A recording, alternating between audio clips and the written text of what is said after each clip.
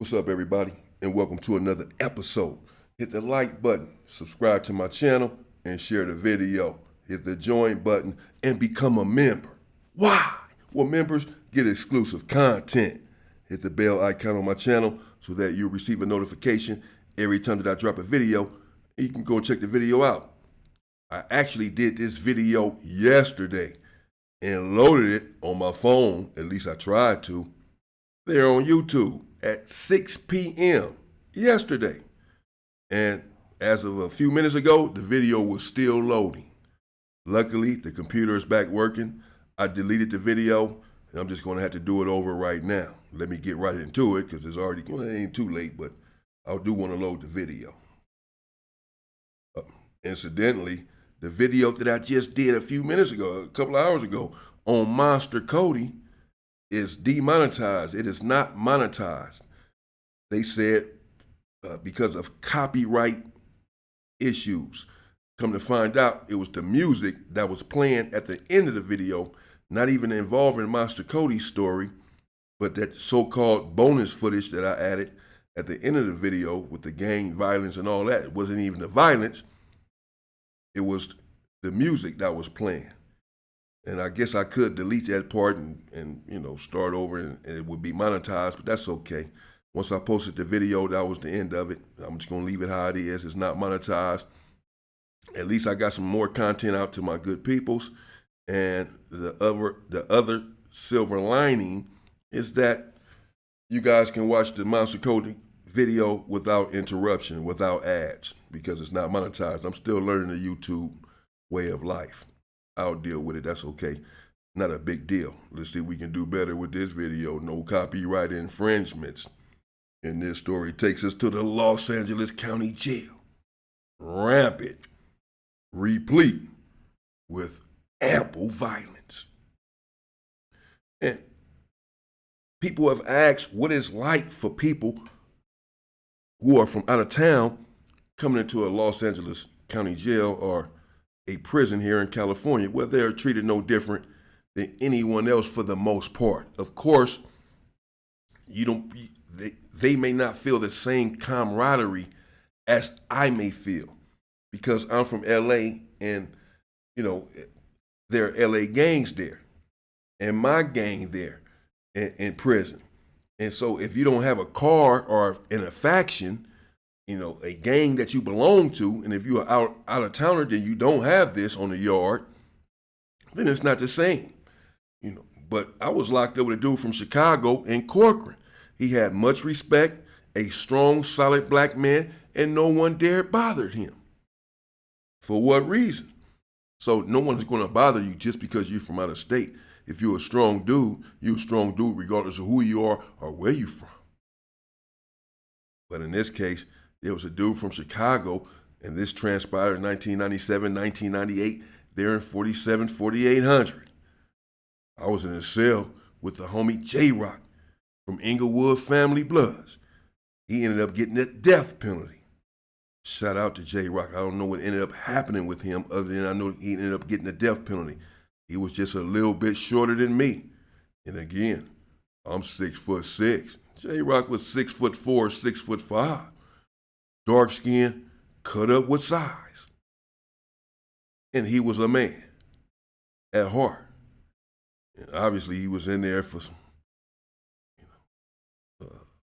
grisly crimes if he ended up getting a death penalty, or at least he was accused and eventually found guilty. Doesn't necessarily mean that he is guilty of these grisly crimes. Also on board there in 4800 was my homie Baby Slim from 11 Deuce Hoover, now resting in peace. Died some years ago at the hands of the Popo. And a dude from Chicago entered the module, coming from the dorm up above, the 5,000 floor. And when he entered the module, his eye, one of them, was closed shut and swollen beyond recognition. His jaw had been broken and it too was swollen. In fact, he was coming from medical, and it looks like he should have stayed in medical. because he was in bad shape. I don't know why they had released him. But he got there to the module, and he was greeted like anyone else would be greeted. And all was well for all of one day. And within that one day, well, a deputy, a female officer came and said that the dude from Chicago, and we just called him Chicago, had exposed himself to her. Now, I didn't make much of it. I don't like telling another man what to do with his Larry there in prison or in the county jail. If that's how you want to do your time, so be it. And a lot of people used to do this. I don't know what they got off on it or how they got off on it, but it's really a form of assault for the females, a form of SA, because she's not asking for this, and you're exposing yourself to her in that sort of sexual manner, then it's really a crime. And if we're going to get on people for coming behind the walls, for being a chomo and for SA against a woman, then the same energy probably needs to be kept for certain situations that transpire behind the wall. At any rate, and people now look at these sort of incidents different.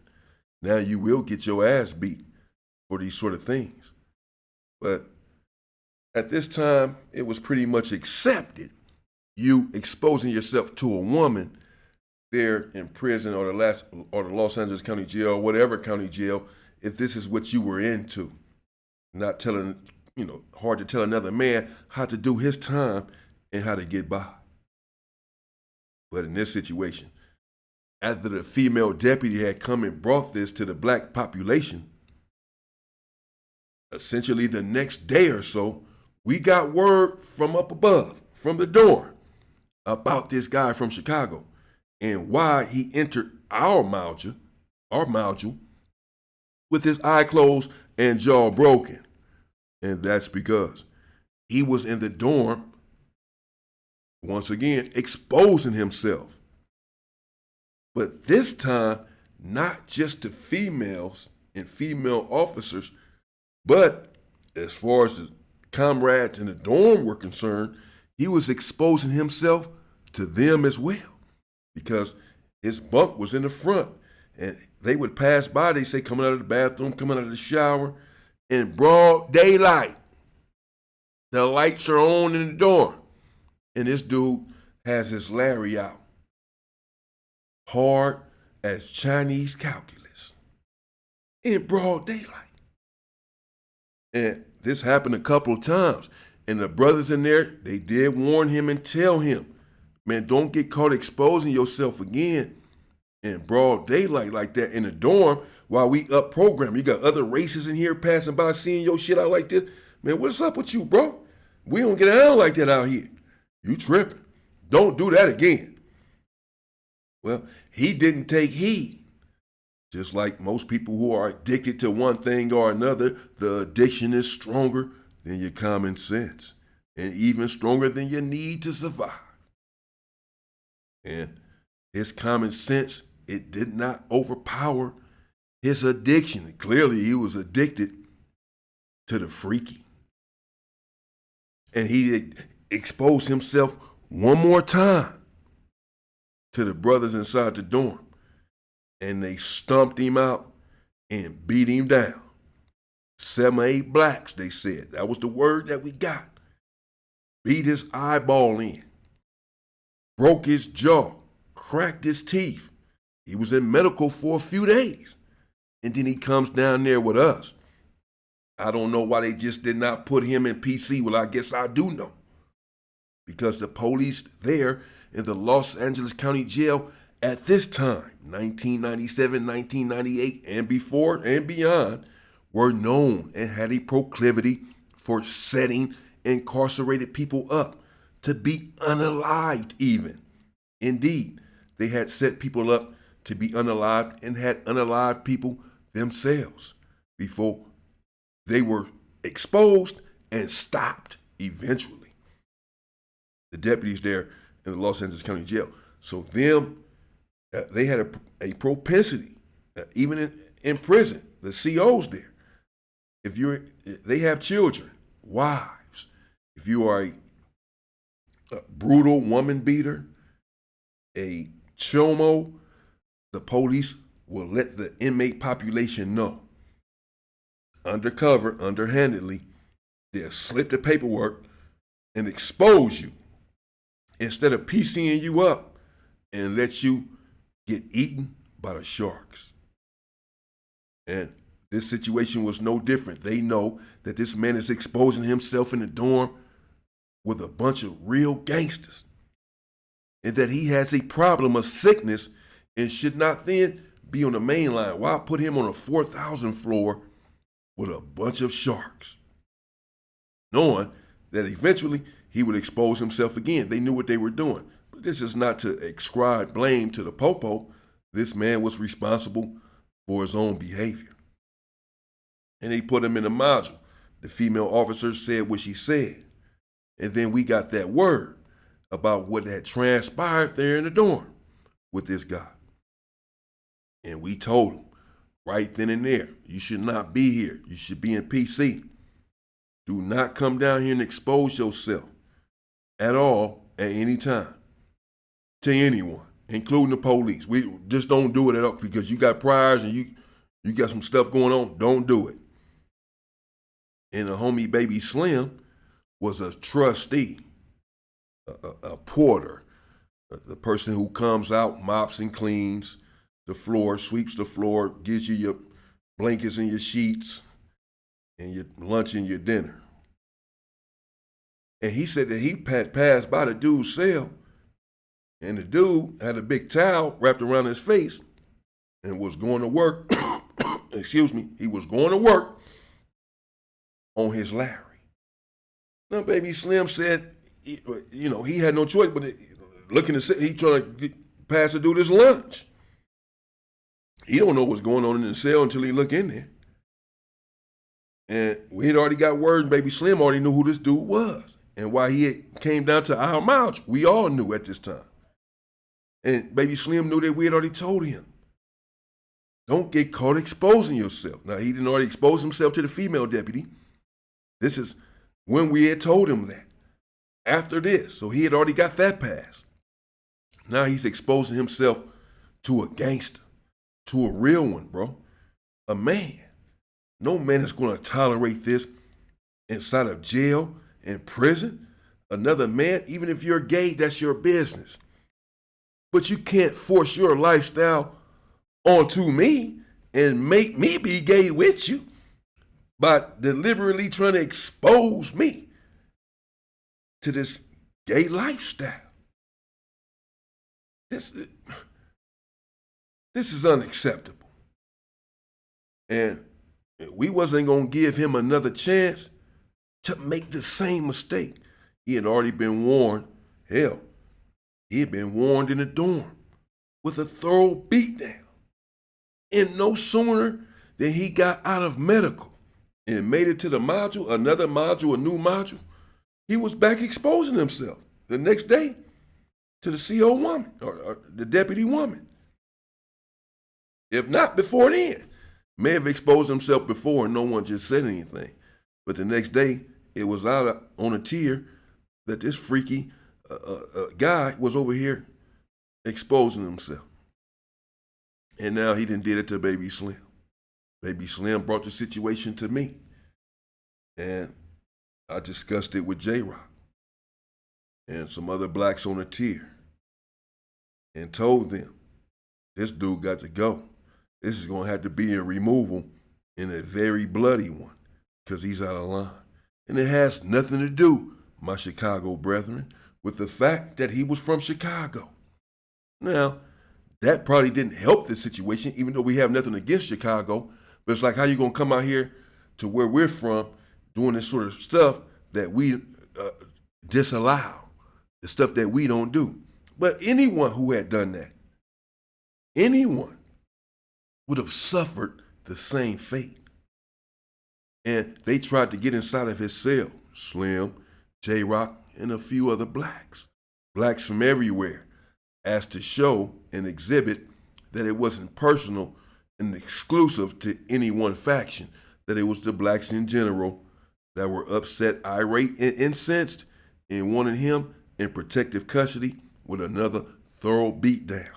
If not opened up, if not unalived, who knows where this could go? Because he's already injured. There's not much that he can do to defend himself. Again, he looks like he should still be in medical for sure, but he's not.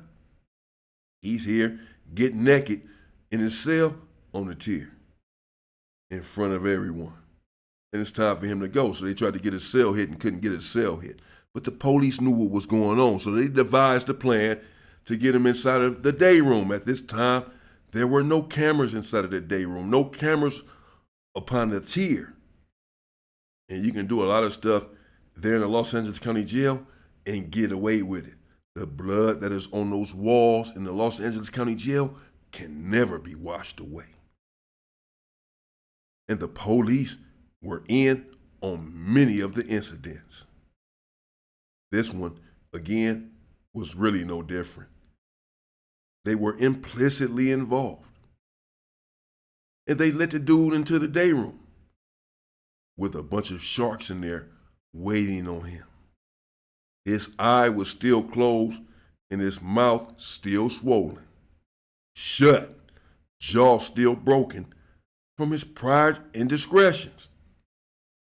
And he came into the day room, and Baby Slim, well, he didn't waste any time because he personally was so disgusted and so offended that this dude had exposed himself to him when he's coming down the tier, and he knew, yes, he knew that it was deliberate, bro. It wasn't an accident. He knew that he was coming down the tier, passing out the food. He had stopped at the cell before him, the cell before that, making a lot of noise. He announcing it lunchtime, all this, coming down the tier. That he knew, bro. He heard him, he knew it. He did this shit on purpose. And I would be outraged as well. And who knows where my rage would have taken me. Baby Slim really showed some sort of restraint by not even using a weapon, but he was a strong, cut-up dude. And so he fired on him and attacked him right in the eye that was already closed. And dude hit the ground immediately. I know that hit was painful because his eye was already closed, and he punched him right in it hard. You can hear the smack. And the dude dropped to the ground. And then J-Rock, my boy from Inglewood family, he went over there, and again, he's a monster of a man. And he began to pummel upon him about the face area, right in the jaw that was swollen, hitting him hard. And then another black jumped in and kicked him a few times, bro. Yeah, they did. In the face, in the stomach, and in the groin, and all of that. They stumped him out. Normally, when a beatdown is very brutal and severe against another brother, I've been known to stop it before it went too far, regardless of the infraction, as long as he wasn't a rat or something like that. So not regardless of the infraction, if you're a rat or whatever happens, it happens, or chomo. But another infraction, no. But in this situation, I felt like everything that he was getting was warranted, because what he was doing was disgusting and sickening. Exposing yourself to grown gang-banging men in the Los Angeles County Jail. Who do you think we are? Who do you think you are? Man, you done lost your mind. We understand where you from. I don't know what part of Chicago you from. You must have been from the suburbs, because they not getting down like that in the catacombs and grottos of Chicago. This I know. But this dude came with a healthy disregard for a gangster's feelings and etiquette and protocol, and disrespected really a whole city, coming down here with that nonsense, and they stumped him out badly, bro. He was in there leaking. The police, they heard what was going on in the day room, and they certainly knew what the commotion was all about. Who, excuse me, who was getting stumped out and why? They knew, but they did nothing to stop it. Absolutely nothing. And dude was in there immobilized, not moving, unconscious. And I thought, really, that he may not make it. It was that severe, that brutal of a beating. There was no weapons involved other than they say that your feet are a weapon. And he did get stumped out. But bro, he was bad. He was really unrecognizable. There was blood everywhere, all over the floor. It was bad. And they didn't let up on him. And the police came and wheeled his ass out, the medical, and I never saw him again. And no one ever went to the hole for it. That's how crazy it was with the police, with them fixing the paperwork and all that in the Los Angeles County Jail. Because it still has to be reported because he has to go to medical. Somebody has to ask the question, what happened to him and who did it? Look at him, he's in bad shape. What are you going to say? I mean, so they're fixing the paperwork in there. And they got caught fixing the paperwork years later. I'm going to get into that, as I said before. And Sheriff Lee Baca and these dastardly deeds that they were committing, perpetrating, there in the Los Angeles County Jail. But this dude was out of line and out of pocket. There in the open dorm, exposing himself to grown men. Having not learned his lesson. Fresh out of medical. Can't even see out of one damn eye. It's closed. Can't talk, your jaw is broke. It's supposed to be on his left side, your jaw is on the right side. And you still laying down in your bed, in your cell, with your pants down to your knees, and one sock on or something, and going to work. Freaky. With grown men right there. Freaky. That's going to get you fucked off. That's going to get you beat down, bro. And that's what happened with him. He had it coming. I'm sorry. I didn't stop it. I didn't stump him out. I didn't get involved in it. I just watched them do it. They didn't need my help, you know. They did enough. That was that. Never saw him again, and he left. Stay out of jail, man. And, you know, should you go, shit. What you do with your Larry is your business. But don't try to put that business on another grown man in there, or you will suffer the same damn fate, man. Jeez. Stay free, people.